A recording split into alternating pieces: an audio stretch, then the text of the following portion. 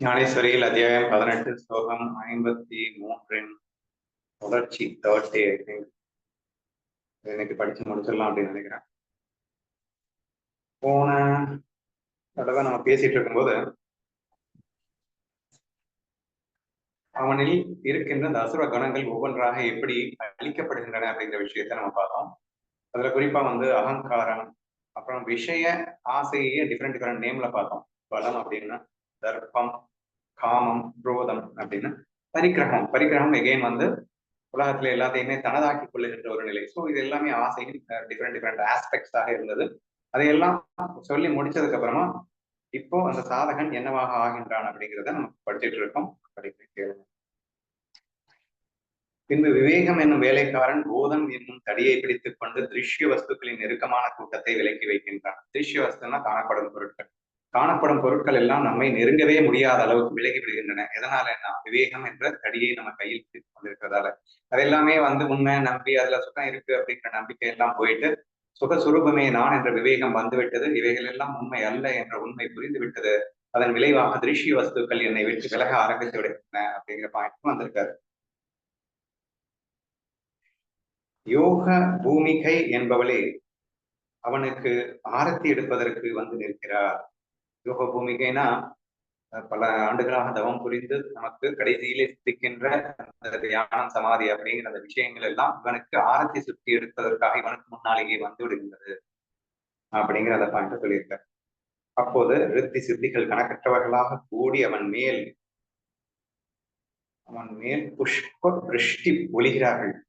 ரித்தி சித்திகள் எல்லாமே அவனுக்கு சேருது.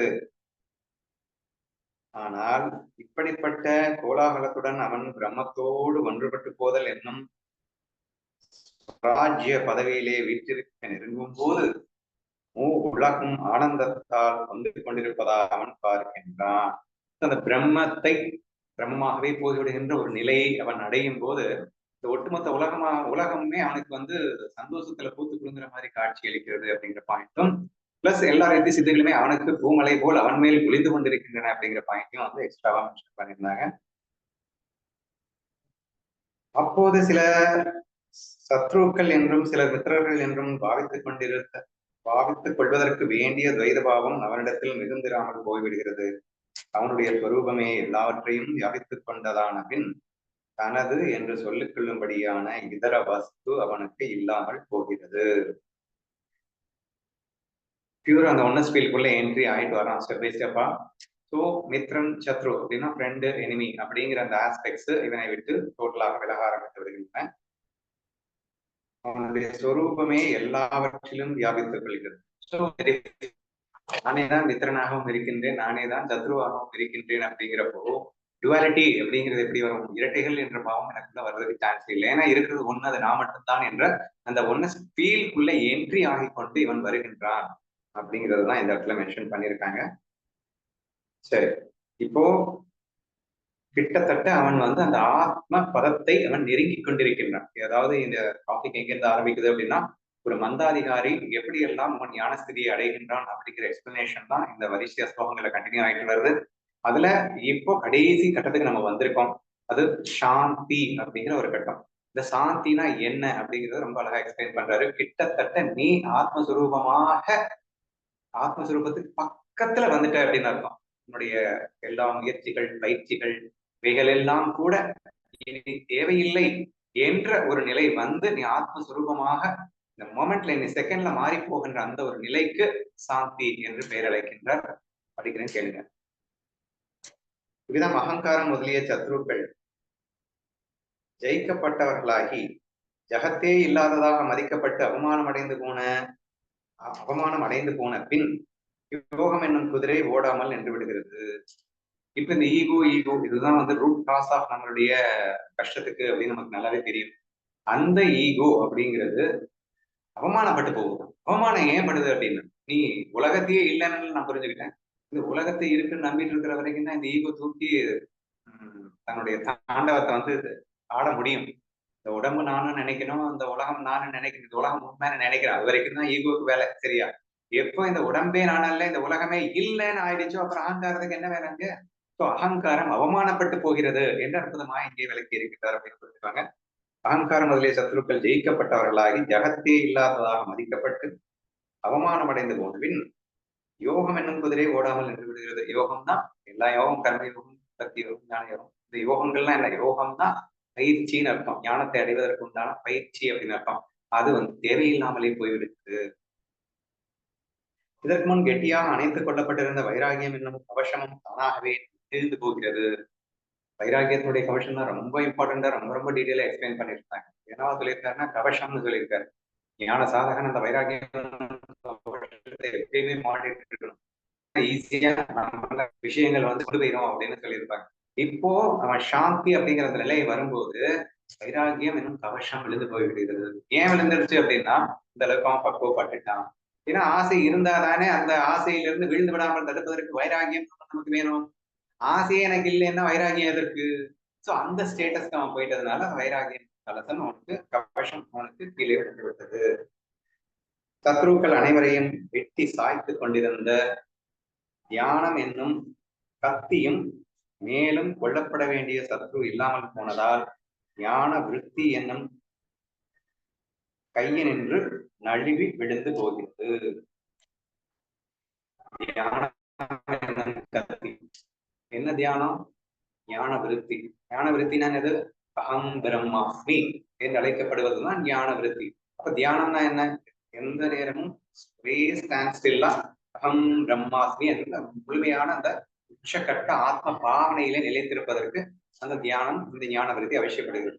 இந்த ரெண்டும் கூட, இதை கத்தின்னு சொல்லியிருக்காரு, இந்த ரெண்டும் கூட இவனுக்கு அவசியம் இல்லாமல் போய்விடுகிறது. கையின்று நழுவி விழுந்து விடுகிறது.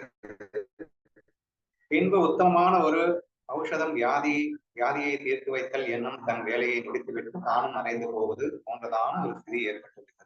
இப்போ நம்மளுக்கு ஒரு வியாதி வந்துருச்சுன்னு வச்சுக்கோங்களேன். அப்ப பாத்தீங்கன்னா டாக்டர் காலையில 2, ஈவினிங் 2, மத்தியானம் 1 சாப்பாடு, முன்னாடி சாப்பாடு, பின்னாடி டெஃபினட்டா ஒரு பெரிய சிஸ்டமேட்டிக்கா ஒரு பெரிய மெடிசின் சிஸ்டம் நம்ம கொடுக்குறாங்க.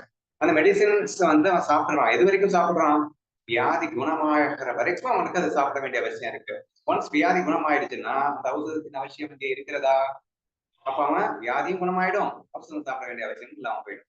அந்த மாதிரி இவன் ஞான ஸ்திதியை நெருங்கி கொண்டிருக்கின்ற அந்த சாந்திங்கிற அற்புத ஸ்திதிக்கு நெருங்கி கொண்டிருக்கின்ற அந்த வேலையிலே இவனுக்கு இந்த பயிற்சிகள் இதுவரைக்கும் நம்ம செஞ்சு கொண்ட அந்த வைராக்கியம், மற்ற யோக பயிற்சி எல்லாமே அவனுக்கு அவசியம் இல்லாமல் போகின்றது அப்படிங்கிறது தான் இந்த எக்ஸாம்பிளும் சொல்லியிருக்காரு. இன்னும் நிறைய எக்ஸாம்பிள் சொல்றாரு. வந்து நிற்க வேண்டிய இடம் வந்து சேர்ந்த மாத்திரத்தில் குதிரையின் ஓட்டம் நின்று போவது போலே. குதிரையில ஏறி பயணப்படுறான், அதாவது ஒரு பிரயாசமா, பிரவாஷ், ஒரு இடத்துல இருந்து இன்னொரு இடத்துக்கு போறோம், சரியா? பிரயாணம் தமிழ்ல. அந்த பிரயாணம் அப்படிங்கிறது ஸ்டார்ட் பண்ணிட்ட, டெஸ்டினேஷன் வந்துடுச்சு, ரீச் ஆயிடுச்சு அப்படின்னா குதிரையின் ஓட்ட நிக்கத்தானே வேணும். அதுக்கப்புறம் ஓடிட்டு இருந்தா என்ன? சோ சிமிலர்லி நீ ஆத்ம வஸ்து என்று புரிந்து கொள்வதற்காக, உணர்வதற்காகத்தான் நம்ம எல்லா பயிற்சிகளுமே பண்ணோம். பட் நீ ஆத்ம வஸ்து என்று உணர்ந்த பிறகு பயிற்சி பண்ண வேண்டிய அவசியம் என்ன இருக்கு? அதுக்கப்புறமா குதிரை ஓடிட்டு இருந்தா அது எவ்வளவு தூரம் ஆயிடும். அந்த மாதிரி இதுவெல்லாம் கூட ஸ்டாப் ஆகி விடுகின்றது என்று சொல்லியிருக்கின்றார். பிரம்மத்தின் அருகில் அவன் வந்து சேர்ந்த மாத்திரத்தில் சாதனா அபியாசிரமங்கள் ஓய்வடைந்து விடுகின்றன. எக்ஸாம்பிள் மூலியமா சொல்லியிருக்காரு. சோ பிரம்மத்தின் அருகில் அவன் வந்து சேர்ந்து விட்டான், அதனால் எல்லா சாதனைகள்லாம் பயிற்சிகள் அப்படின்னு அர்த்தம். அவைகள் எல்லாம் ஓய்ந்து போய்விடும். கங்கை சமுதிரத்தோடு கலந்து போன பின் அதன் வேகம் ஓய்ந்து போவது போலே, ஒரு குலஸ்திரீ தன் புருஷன் இருக்கும் இடம் வந்து அங்கேயே நிலை கொண்டு போவது போலே, பழம் பழுக்க வேண்டிய காலம் ஏற்பட்ட பின் வாழை மரம் வளர்வது ஓய்ந்து போவது போலே. ஏன்னா எக்ஸாம்பிள் நல்லா எவ்வளவு முட்டாலும் நினைச்சிட்டாரா? இல்ல, அவங்க அவ்வளவு அக்கறை, அதனாலதான் இத்தனை எக்ஸாம்பிள் சொல்லி புரிய வைக்கிறார். என்ன தெரியுது, அவ்வளவு எக்ஸாம்பிள் வந்து சொல்லியாச்சு, புரிஞ்சாச்சு, ஆனாலும் நம்ம திருத்திர பாடி இல்லையேன்னு நினைச்சிட்டாரோ என்னவோ, இத்தனை எக்ஸாம்பிள் அவருக்கு தேவைப்படுறது. ஸோ கங்கை புரிஞ்சிருக்கும். கலந்து போன பின் வேகம் இருக்குமா? வேற லெவல் வேகமா இருக்கலாம். சமுத்திரத்துல கலந்ததுக்கு அப்புறம் அந்த வேகம் குறைய ஆரம்பித்து விடுகிறது. அதே மாதிரி குலஸ்திரீ தன் புருஷன் இருக்கும் இடம் வந்து அங்கேயே நிலை கொண்டு போவது போல. புருஷனை தேடி வர்றான்னா புருஷனை கண்டதுக்கு அப்புறம் அதுக்கப்புறம் எங்கேயாவது போவானே? கண்டிப்பா போக மாட்டான். பழம் பழுக்க வேண்டிய வாழை மரம் கொலை தள்ளிய பிறகு அதுக்கப்புறம் அதுக்கு வேலை இல்லை. அவன் போக வேண்டிய ஊருக்கு போய் சேர்ந்த மாத்திரத்தில் முடிவு போய்விடும். ஒருவன் நடக்க வேண்டிய வழி அவன் போக வேண்டிய ஊருக்கு போய் சேர்ந்த மாத்திரத்தில் முடிவு பெறுவது போல். ஏற்கனவே குதிரை வந்து போய் சேர்ந்த இடத்துல குதிரை ஓட்ட நின்றுடுன்னு சொன்னாரு. இப்ப மனுஷன் சொல்லியிருக்காரு, அவ்வளவுதான் டிஃபரன்ஸ். ஆத்ம சாசாத்காரம் நெருங்கிவிட்டது என்று சாதகன் அறிந்து கொண்ட உடனே அவன் அனுஷ்டித்து வந்த சாதனா அபியாசம் என்னும் கத்தியை மெல்ல கீழே வைத்து விடுகிறான். மறுபடியும் இத்தனை எக்ஸாம்பிள் ஏன் சொல்லணும்னு ஒரு திருஷ்டாந்தத்தை சொல்லணும்ல. சித்தாந்தம் சாரி திருஷ்டாந்தம் இவ்வளவு நேரம் ஏன் சொன்னேங்கிற சித்தாந்தத்தை சொல்லணும் இல்லையா. அதுக்கு கடைசியில வந்து எகெயின் சாதகன் இந்த சாதனானுஷ்டானம் பிராக்டிஸ் பயிற்சிகள் இவைகள் எல்லாம் அவனுக்கு அவசியமற்று போகின்றன அப்படிங்கிறதுதான் எத்தனை எக்ஸாம்பிள். ஆகவே அவனுக்கு பிரம்மத்தோடு ஒன்றுபட்டு போக கிடைக்கும் சமயத்தில் சாதனானுஷ்டானம் அனைத்தும் விலகி போகிறது.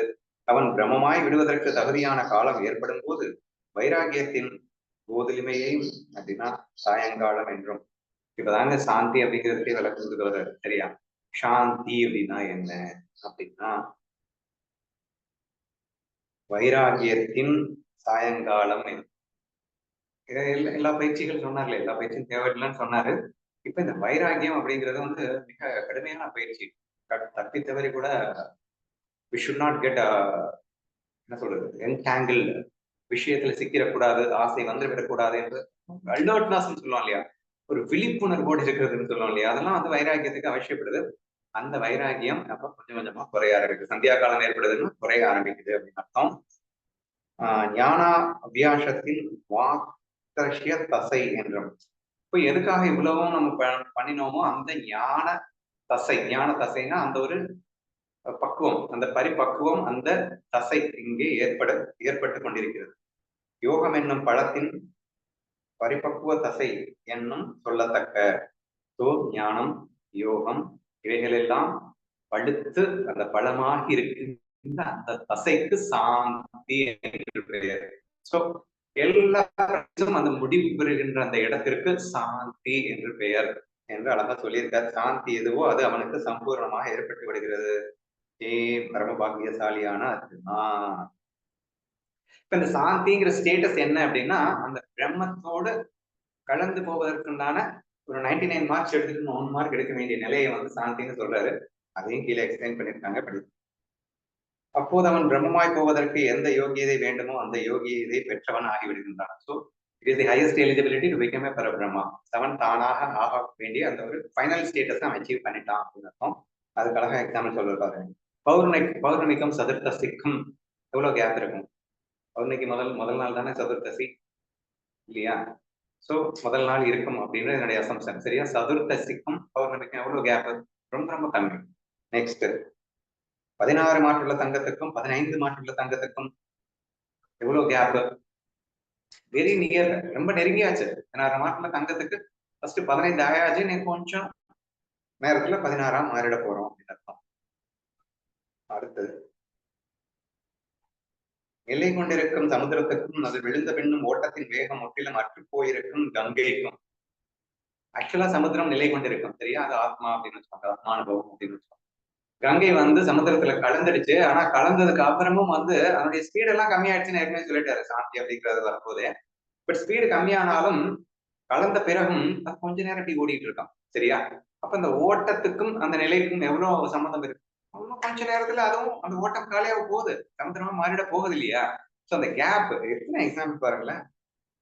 ஓட்டத்தின் வேகம் முற்றிலும் அற்று போவதற்கும் கங்கைக்கும் எவ்வளவு யோகியதா தாரதமியம் இருக்குமோ அவ்வளவு யோகியதா வித்தியாசம் பிரம்மத்துக்கும் பிரம்மமாகி விட சித்தமாயிருக்கும் அவனுக்கும் ஏற்பட்டு விடுகிறது. பிரம்மத்திற்கும் பிரம்மமாக இருக்கின்ற சித்தமாக இருக்கிறதுக்கும் இந்த கேப் எவ்வளவு அப்படின்னு சொன்னா ஜஸ்ட் ஒரு மைரிலே டிஃபரண்ட் தான் இருக்கு. அதுவும் இந்த சாந்தி அப்படிங்கிற பலத்தை வச்சு இல்லாம போயிடும் சொல்றாரு. அவனுக்கு ஏற்பட்டிருக்கும் சாந்தியின் பலத்தால் அற்ப அந்த காலத்திற்குள்ளேயே அதுவும் இல்லாமல் போய்விடுகிறது. இப்படி பிரம்மமாய் விடாமலேயே முக்கியமான பாருங்க, இப்படி பிரம்மமாகி விடாமலேயே நான் பிரம்மஸ்வரூபமே என்ற அறிவு ஏற்பட்டிருக்கும் நிலை எதுவோ அதுவே பிரம்மமாய் போய்விடுவதற்கு யோகியதை பெற்றிருத்தல் என்று இங்கே சொல்லப்பட்டிருக்கிறதப்பா.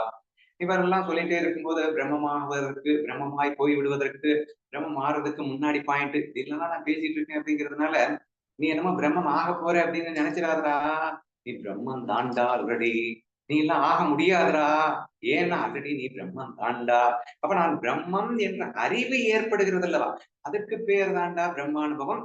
அதற்கு நான் சொல்லிட்டேன்றதுனால நீ மிஸ் ஆயிடக்கூடாது. ஏன்னா எக்ஸ்பிளனேஷனுக்காக பிரம்மமாகி விடுவதற்கு இந்த காலத்துக்கு முன்னாடி இதெல்லாம் பேசினார் வாஸ்தவம் தான். அதுக்காக நீ பிரம்மம் இல்ல இனிமேதான் ஆக போற அப்படின்னு நீ தப்பா நினைச்சிடாத. ஆல்ரெடி நீ பிரம்மமா தான் இருக்க. ஆனா நான் இல்லைன்னு நினைச்சிட்டு இருந்தேன். இப்ப அந்த அறிவு வந்துடுச்சு. நான் பிரம்மமேன்னு உணர்ந்துட்டேன். சோ திஸ் இஸ் தி வே. இதைத்தான் நான் அப்படி பிரம்மமா போறேன்னு சொன்னேன்னு நீ புரிஞ்சுக்கணுமே தவிர, ஏதோ நீ பிரம்மமா இல்லாம இருந்து இனிமே நீ பிரம்மமாக போறேன்னு தப்பா புரிஞ்சுக்கிறாதடா அப்படிங்கிற அந்த விஷயத்தான் கடைசி அந்த 2 வரிகள்ல சொல்லியிருக்கார். சோ நான் மறுபடியும் படிக்கிறேன். இப்படி பிரம்மமாகி விடாமலே சரி நாம பிரம்மம் ஆக போறோம், பிரம்மம் ஆகிவிடுவேன் அப்படிங்கிறது இல்லாம நான் பிரம்மஸ்வரூபமே என்ற அறிவு ஏற்பட்டிருக்கும் நிலை எதுவோ அதுவே பிரம்மமாய் போய்விடுவதற்கு யோகியதை பெற்றிருத்தல் என்று நான் இங்கே சொன்னேன் அப்படின்னு சொல்றாரு. சரியா? So this is what it has been told in this sloka.